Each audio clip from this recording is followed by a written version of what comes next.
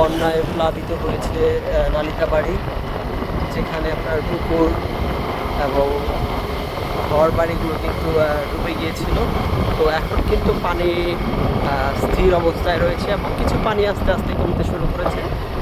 এই হচ্ছে আমরা এখন মেন রোডের পাশ দিয়ে, যেহেতু এরকম অবস্থা, তাহলে ভিতরের অবস্থাগুলো কিন্তু আরও ভয়ানক। দেখেন এই যে পাশ দিয়ে কিন্তু পানি হয়েছে এবং এদিক দিয়ে কিন্তু পানি ছিল, এই রোডগুলা পানিতে ভরে প্লাবিত হয়ে গেছে।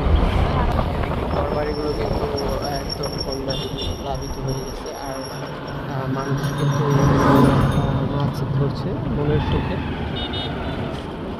দেখতে পাচ্ছেন।